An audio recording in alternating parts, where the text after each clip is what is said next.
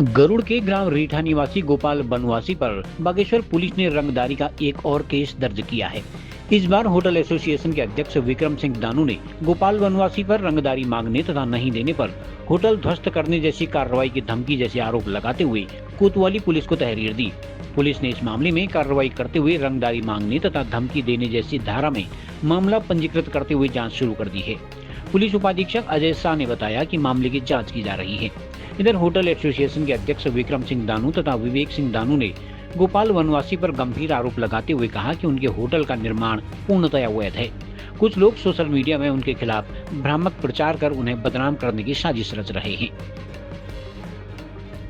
दिनांक 16 मार्च को विक्रम सिंह जो कि बागेश्वर के एक व्यवसायी हैं, उनके द्वारा एक बागेश्वर कोतवाली में एक तहरीर दी है, जिसमें उन्होंने इस तहरीर में अवगत कराया है कि एक व्यक्ति जिसका नाम गोपाल बनवासी है, जो कि उनके पत्नी स्थान को लेकर भी फेसबुक पर काफ़ी आपत्तिजनक पोस्ट कर रहा है और तथा उनके व्यवसाय के संबंध में कुछ रुपयों के लिए डिमांड कर रहा है, जिसके क्रम में हमने उनकी तहरीर के आधार पर थाना कोतवाली में सेक्शन 308 के तहत मुकदमा पंजीकृत किया है, जिसमें जैसे भी विवेचना में जैसे भी साक्ष्य हमें प्राप्त होंगे तदनुसार कार्रवाई की जाएगी। सर, ये अगर आपको सच बताएं तो ये पूरा एक सिंडिकेट जो चल रहा था प्रॉफिटियरिंग का और एक्सटॉर्शन का, इसका हमारे पिताजी को इसका शिकार बनाने की कोशिश करी गई थी।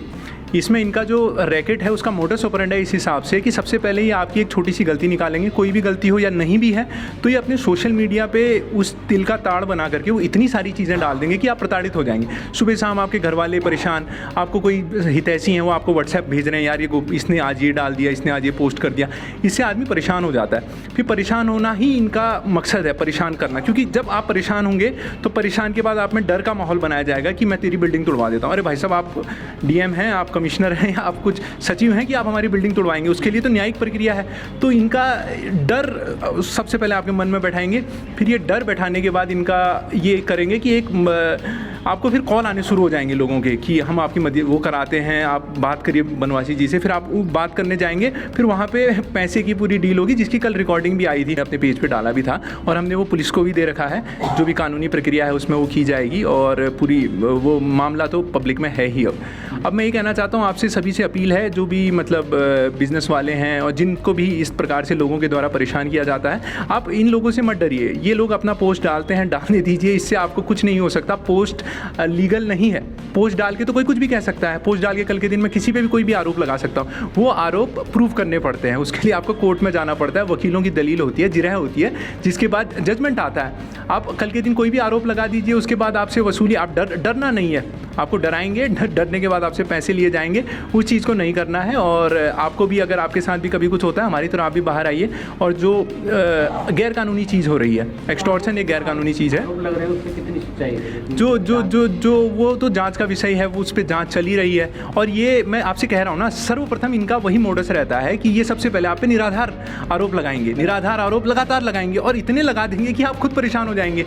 आप सोचेंगे यार कि ये है। फिर इनका अपना सोशल मीडिया में इतना सोचते हैं कि हमारा इतना भौकाल है और इनकी जो फॉलोइंग होती है वो इस हिसाब से आपको प्रताड़ित करेगी कि आप सोचेंगे कि मैं ही गलत हूँ।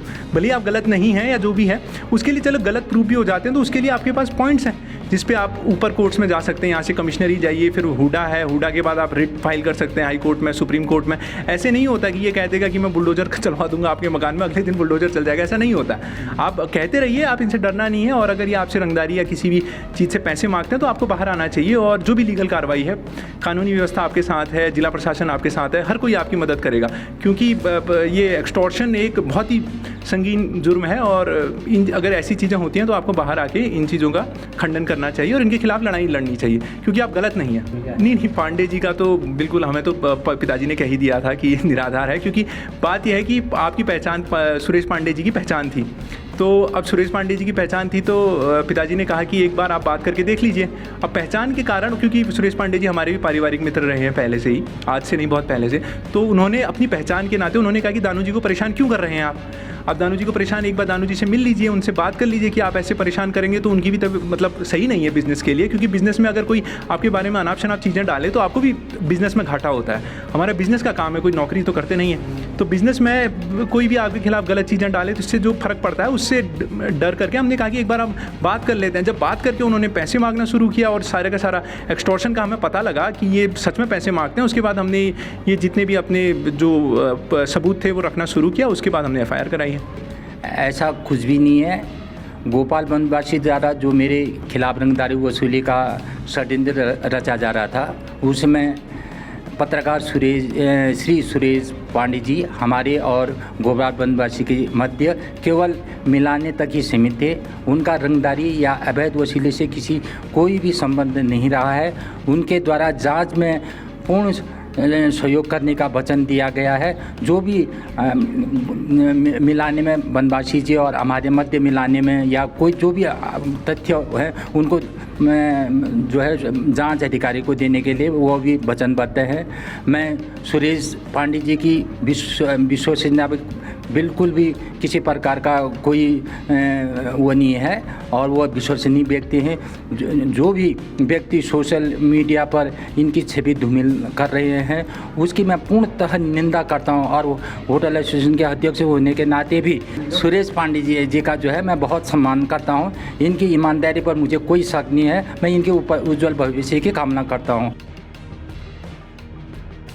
खबरों को जानने के लिए चैनल को लाइक, सब्सक्राइब और फॉलो जरूर करें।